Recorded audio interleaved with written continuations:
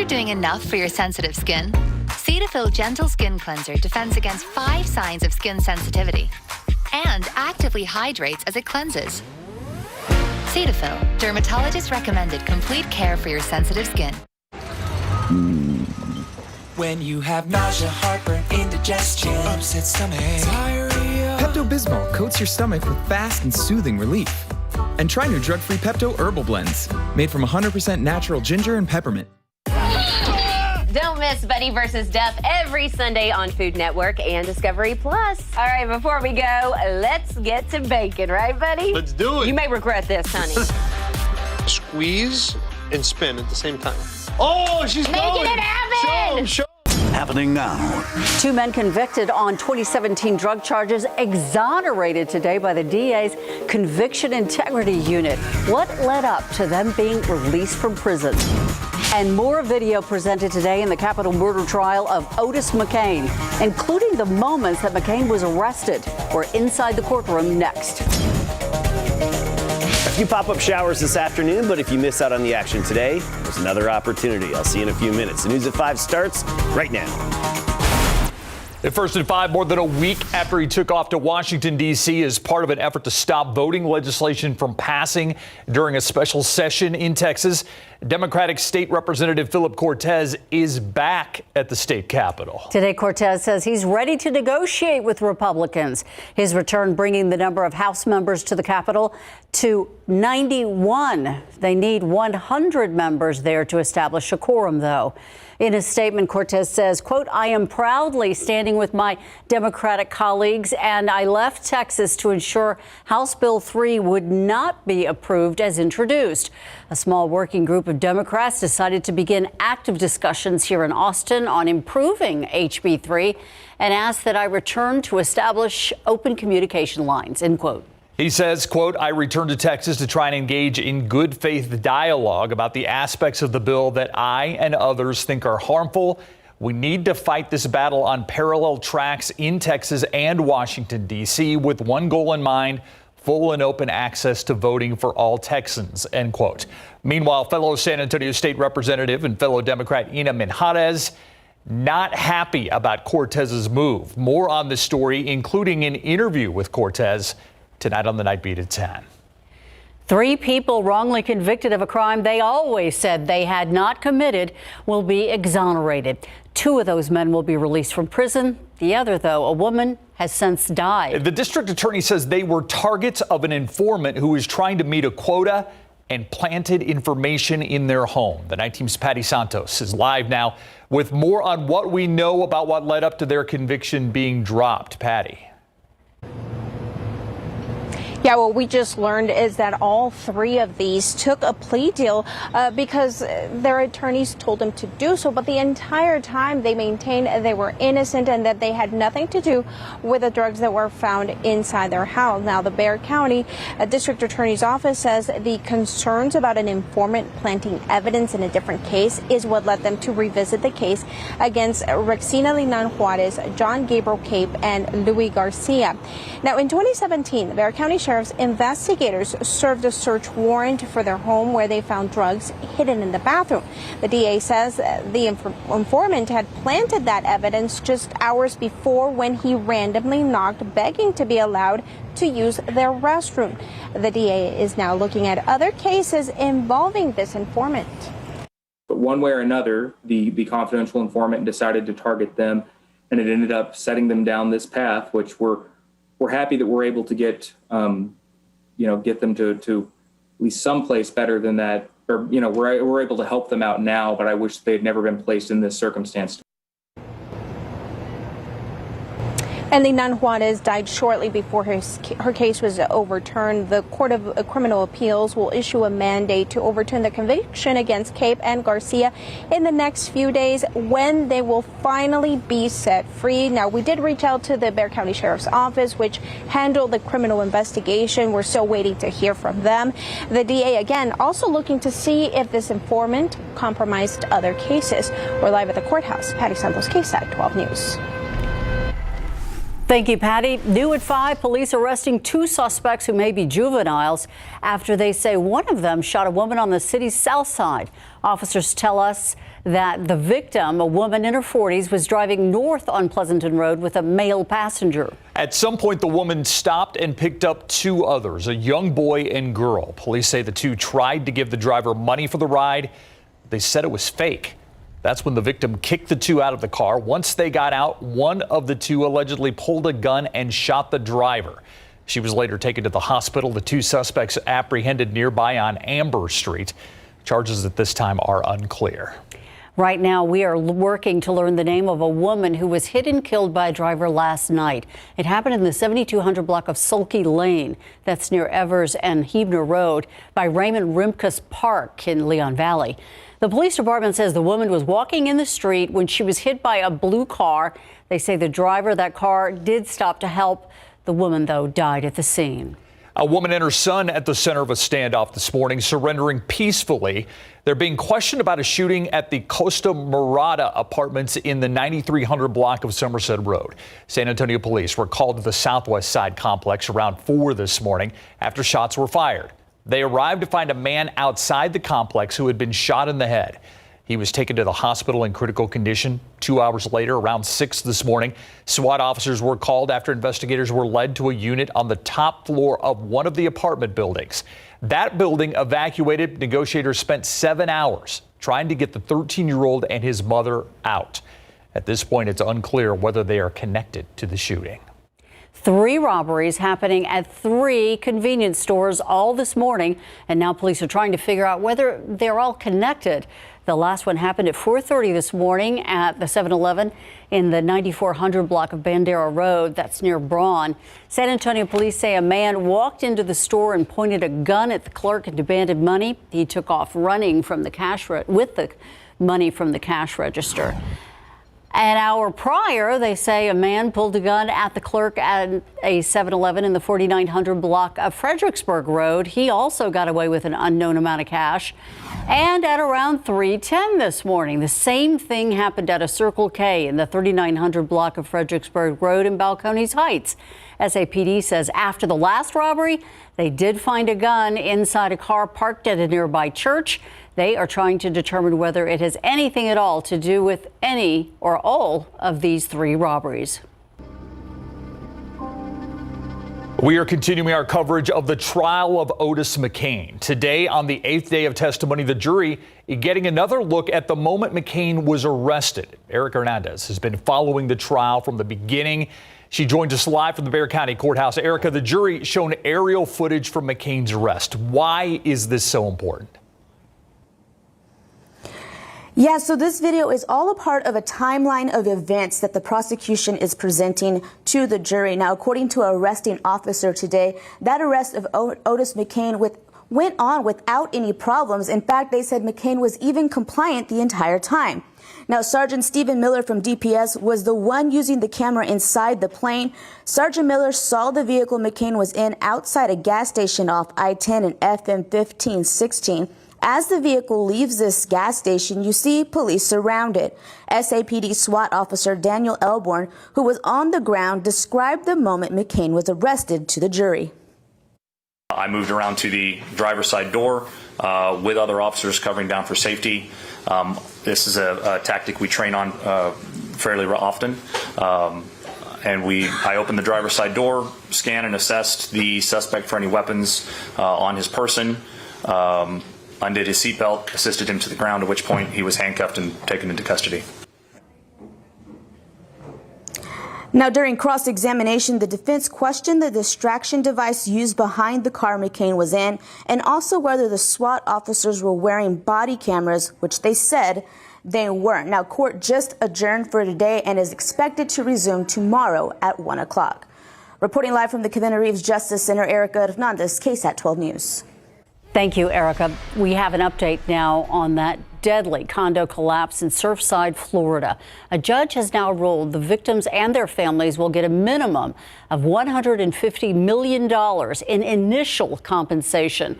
At least 97 people died when the 12-story condo collapsed in late June. The building was demolished earlier this month so that crews could continue their recovery efforts. Despite the number of new COVID cases increasing, Governor Greg Abbott says he has no intention of reinstating a statewide mask mandate. Today, the governor said we are past the time of government mandates, at the point of personal responsibility. At a press conference in Houston, he said in part, quote, there are so many people who have immunities to COVID, whether it be through the vaccination, whether it be through their own exposure and their recovery from it, which would be acquired immunity, and says it would be inappropriate to require people who already have immunity to wear a mask, end quote. As we get into traditionally the hottest days of summer, hot car deaths are an issue we face every year, and it's why our KSAT community partners are bringing awareness to hot car safety. And while this summer has been particularly cooler than average, the temperature inside a car can quickly crank up. Our Sarah Spivey has been working on this story all day long. She joins us live from outside the KSAT 12 studios to show us just how dangerous being locked inside a vehicle can be this summer. Sarah. Hi, Ursula and Steve. Yes, unfortunately, since 1998, over 700 children have died in hot car-related deaths. And we've got Jennifer Northway here with us. She's with Safe Kids San Antonio, led by University Health, and she's brought this really nifty temperature display. The outdoor temperature, a little bit hotter than what Adam's reporting because we're out in the parking lot right now, but the vehicle temperature, some nearly 50 degrees warmer than the outside temperature. Now, Jennifer, this is an amazing display to really get the point across, but what is Safe Kids San Antonio and what do they do? Well, our coalition is focused on talking to the public about the ways that children unintentionally die or injured.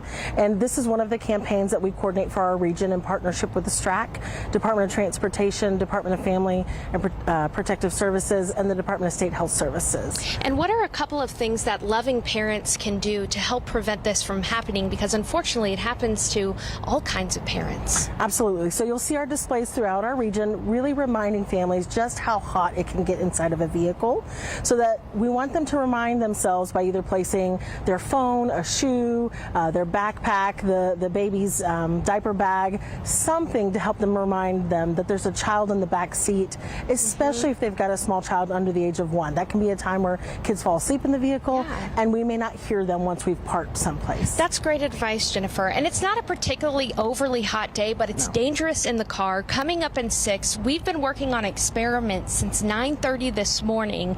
We'll show you the results of those experiments coming up at 6. It has to do with chocolate and gummy bears, so you'll want to stick around. Thank you so much for being with us, Jennifer. Back to you, Ursula and Steve.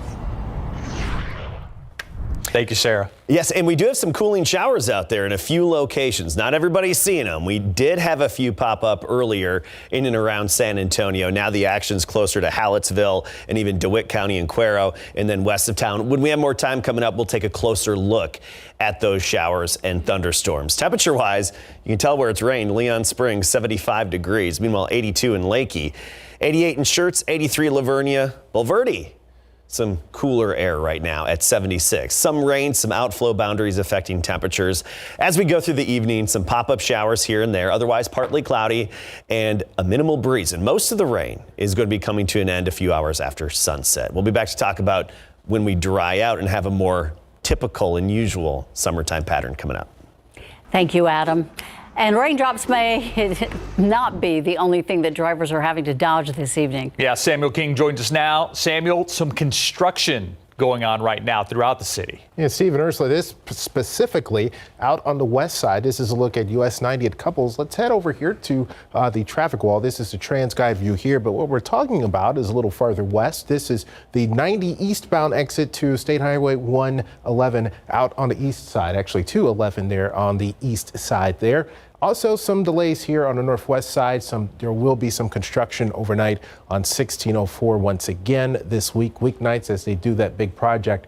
Right now, it'll take you 27 minutes to head westbound from 281 to Bandera Road. Steve and Ursula. Thank you so much, Samuel. Americans spending a lot of time in front of different screens these days. When you aren't looking at your computer, chances are you're looking at a phone or a TV. And all that can strain your eyes. Up next, what you shouldn't hold off on your next routine exam.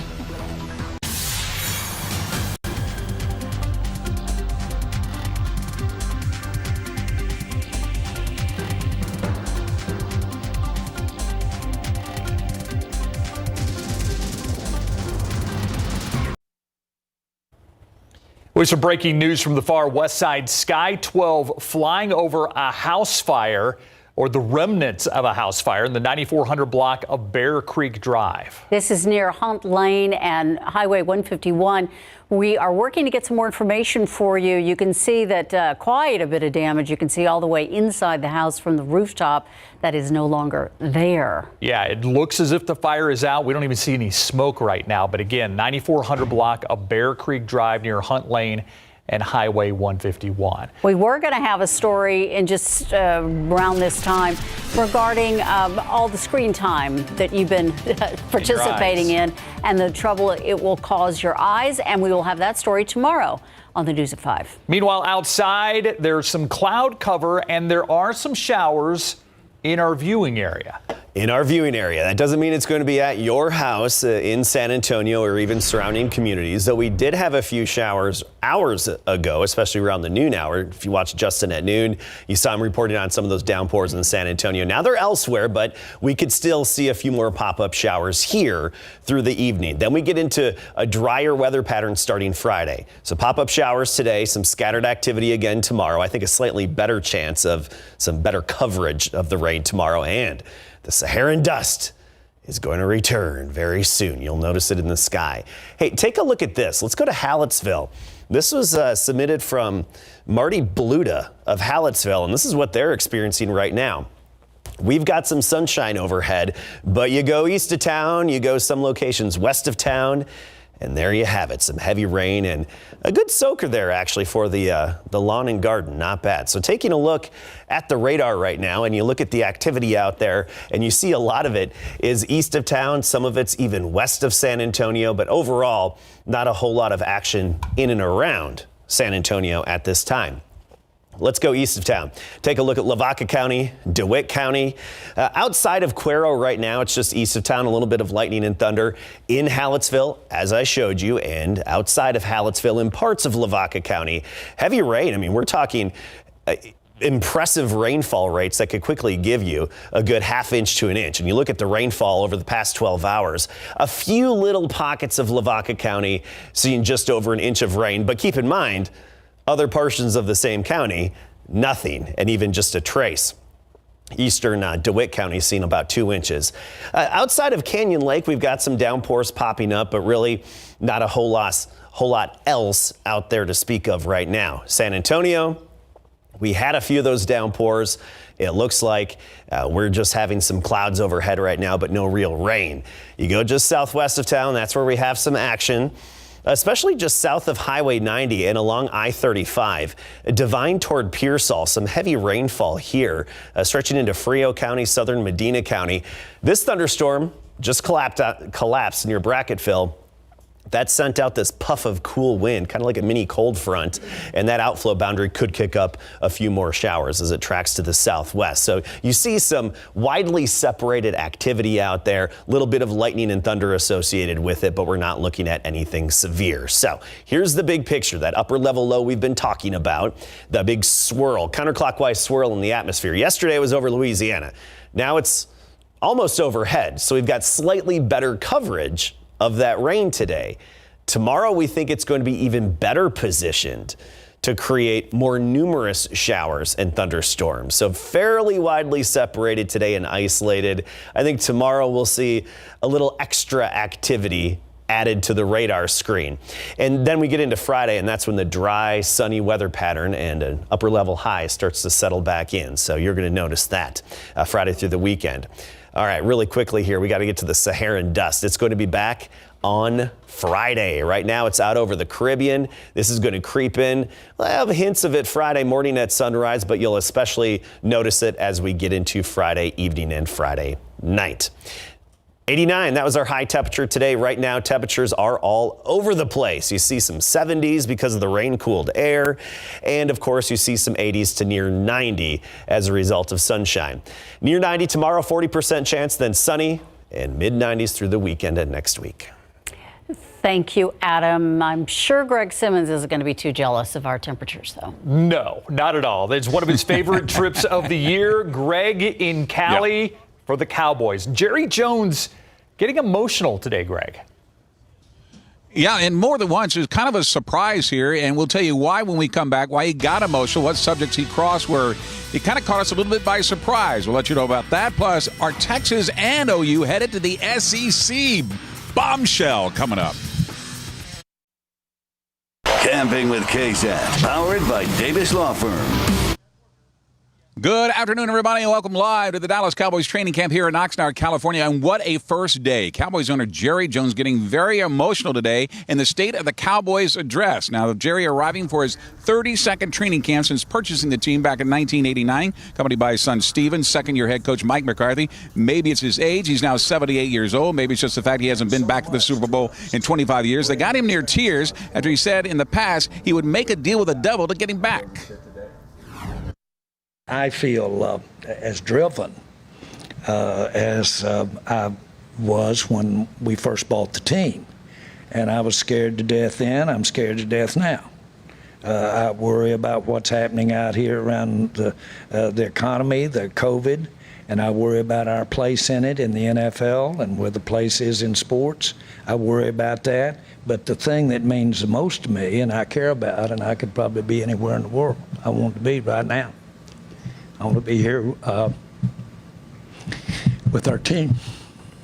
How about that? Jerry also chucked up when he was asked about his relationship with Jimmy Johnson, who goes into the Hall of Fame this summer after winning 2 Super Bowls for the Cowboys in the 90s, confessing today he's to blame for messing it up, paraphrased, if you will, and said, quite frankly, he doesn't know why. My role here was my job to keep it together. It was my job. It should have deference, should have had deference to something that was working good. So those are the things that come to my mind. We had a great run of it. He's a great coach, and I'm proud to have him as a friend and proud to have had the times that we had. We just had a great experience. How about that? And the bombshell today. Texas and OU have reached out to the SEC about joining their conference, and the announcement could come in just a matter of weeks. That's according to the Houston Chronicle that said that would give 16 teams to the SEC. It would also mean the Longhorns and Aggies would renew their rivalry since the Aggies left the Big 12 for the SEC in 2011. We'll have more on that story coming up at 10 o'clock tonight on the Night Beat, including reaction from Jimbo Fisher. Coming up at 6, just how many of the Cowboys players are not vaccinated and what has caused head coach Mike McCarthy to almost wreck his truck. Got that for you tonight at 6. Live from California, Greg Simmons, KSAT 12 Sports. All right, see you then. Thank you, Greg. We'll be right back. All right, tomorrow with 40% chance of a few more scattered showers, thunderstorms, non-severe activity, and that's especially going to be in the afternoon. And then we're looking at a lot of sunshine, near 90 tomorrow, mid-90s by the weekend. Thanks so much for watching the News at 5 with us. World News up next. We'll see you back here at 6.